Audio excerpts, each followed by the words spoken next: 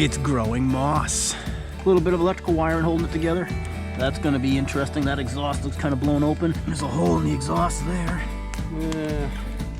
What the heck were you riding? Oh my goodness.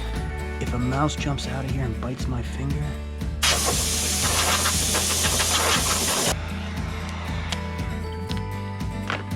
Oh, don't point the heat gun at your fingers.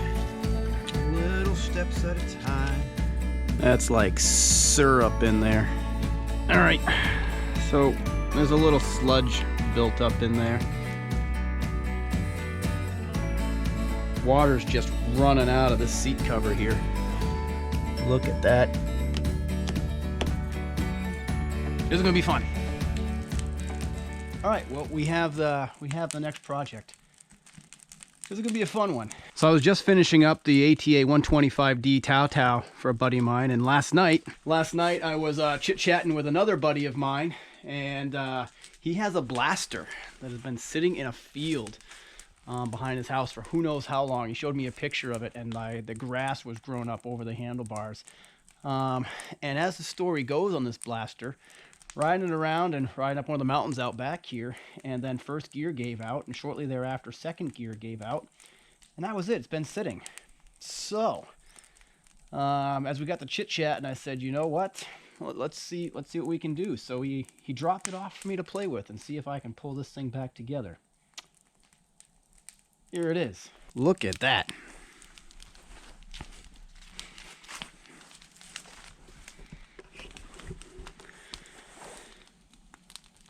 That is a first gen blaster.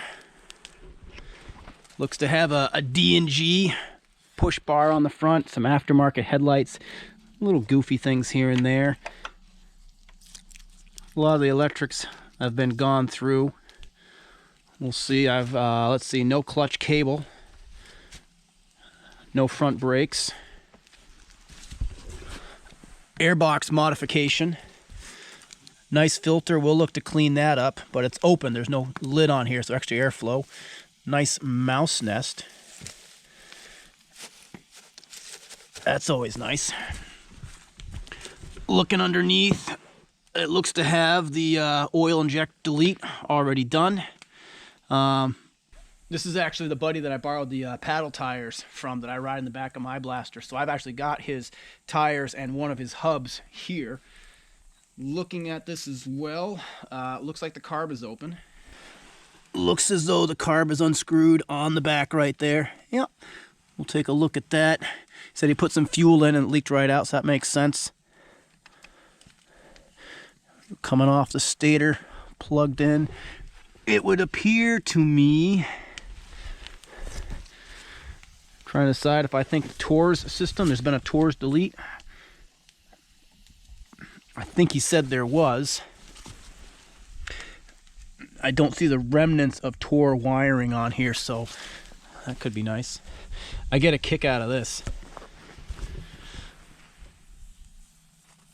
It's growing moss. This seat is super heavy. This thing is water logged. That's a 10-pound seat. He actually fabricated this rack on the back and built it with the trailer hitch. Didn't have any utility quads back then, but saying that this fit a chainsaw perfect because you could drop the bar out here, put some fuel. This is actually really pretty neat. I like this. Yeah, I really like that.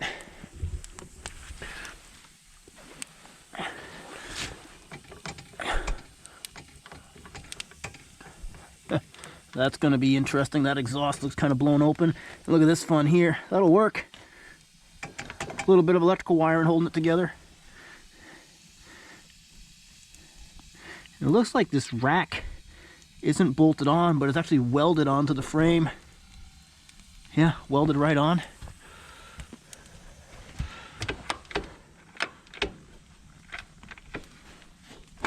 Okay, I can feel compression. There's a hole in the exhaust there. Look at that. Actually, it was welded together.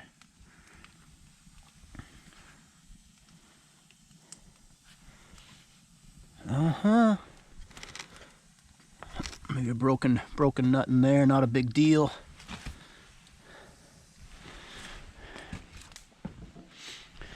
Like the old school handlebars too, with the bolt-on stay in the middle here. That's pretty neat. I do have some rear tires, so we can get this thing as a roller. There's a hub on here. Make it easier to move this guy around. And if you just noticed skis on top of those tires, he built these. He built these skis. We are gonna have to give these a try. Looks like these are spindles off of a Warrior, but he had them bolted onto this first gen blaster, so it should work. One thing that isn't here though is any kind of stay that keeps the ski from flipping over if you get your front end up in the air. So I want to pay attention to that. So that is the next project. This is going to be fun.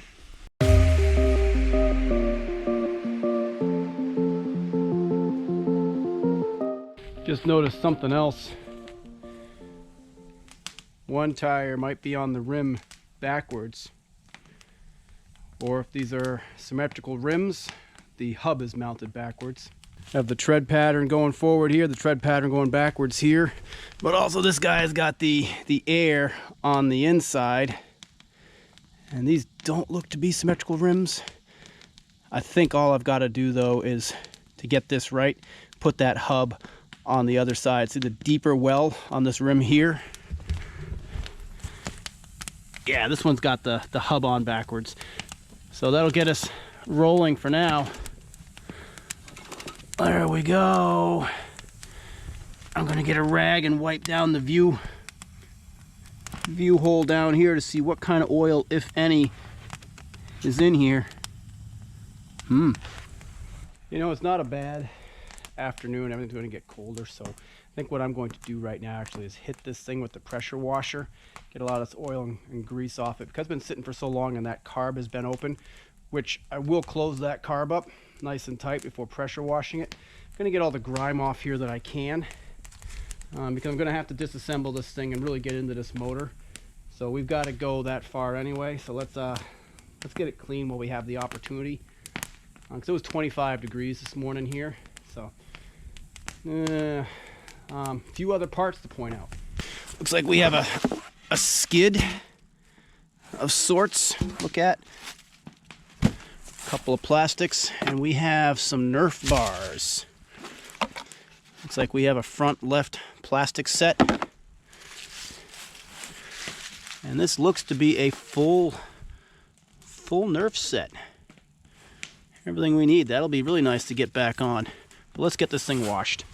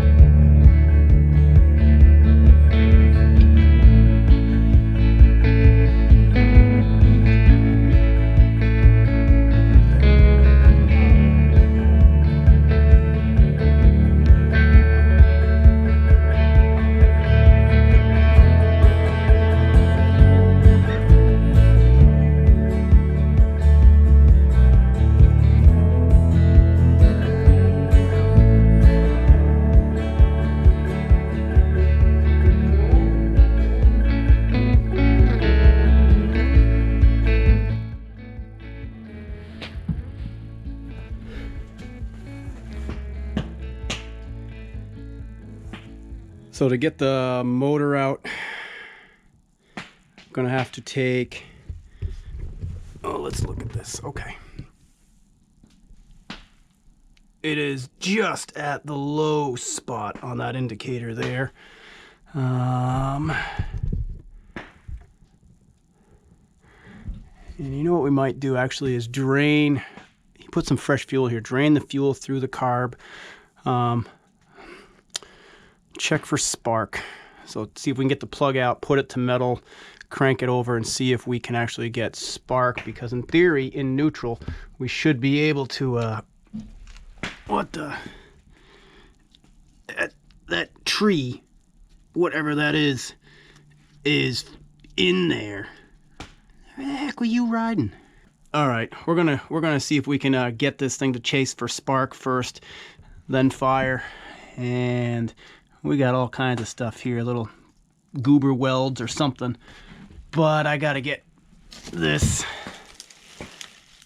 Oh my goodness! If a mouse jumps out of here and bites my finger, or if I grab a dead mouse. Oh my goodness.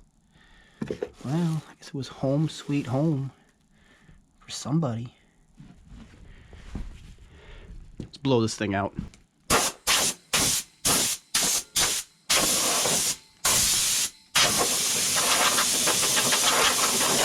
Yeah, oh my goodness.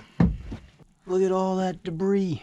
All right, at least we're in a place where I'm comfortable taking the air filter off, so that can be cleaned. Getting a lot of loose stuff out. All right, air filter's off. We'll get that cleaned up. I think that's 11 mil lifted off the cowl. Ultimately, I'm lifting the tank off so I can get at the spark plug. Want to get that out, kick it over, see if I have spark starting there. Because one thing I noticed is there's not an on-off or a key. All of that's been deleted here. There's just a kill button. So kind of want to make sure and study that.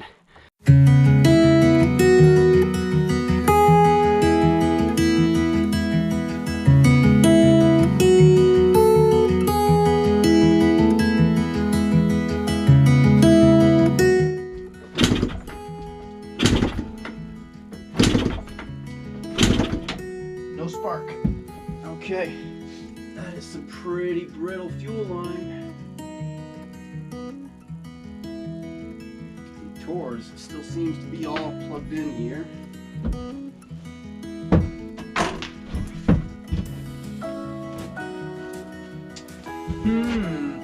First things first, no spark. So coming down from this hand grip here, got a couple of cut wires. This one was connected, just broke. This white coming off the hand grip went into this brown, going back into the main harness, with this green and black were just hanging. And then we got a cut yellow and a cut blue coming down from the handlebar. Now ordinarily the handlebar would have the on-off functionality and the lights and a kill switch. So some of that's been deleted here. There's no lights on here. There's no key on here. Key would be up here. And I can probably actually look at some of the wiring map by pulling the front of this one. Will probably be incredibly helpful. Because also looking over here, I've got a black going nowhere. Ooh, this harness is a little rough here. Going nowhere. And yeah, I just took a picture of this guy that goes to up here, this one. So this harness, let's see, and this is the Tors coming down up there. Tors going into the harness. Tors is plugged in back there. And then I have my I got two electrical boxes here. Oh, I'm gonna have to look up is this a regulator and a separate rectifier? Is one of these the regulator, one the CDI? There's no battery on here, no charging system. So that may not be the case either. And there's this guy. Don't know if that broken off tab was a ground. The lighting is easy enough to trace. Ground runs in, spliced in, spliced in. This other side, ground runs to chassis ground. This frame ground is really beat. And then the lights run back up into this yellow. Goes up into the harness here. Also a little bit funky. I hadn't noticed before. These are rental bars, 686s. That's nice. So I've got a little studying to do before I go too far into this. Before I tear into the motor, I really want to establish spark, and we have electrical good, because then it's nice to have a good baseline to start from for everything else I do going in. I'm going to put the spark plug back in, get some rags or seal up the air box so everything is is watertight now that we're undercover. We're out of the woods. I don't know how many years it's been raining on. Oh, but check this out. Water's just running out of this seat cover here. Look at that. Going to be a long road to recovery. All right, but we've got a wiring diagram. We've got to start. We know the voltage regulator is not grounded, so let's get to work.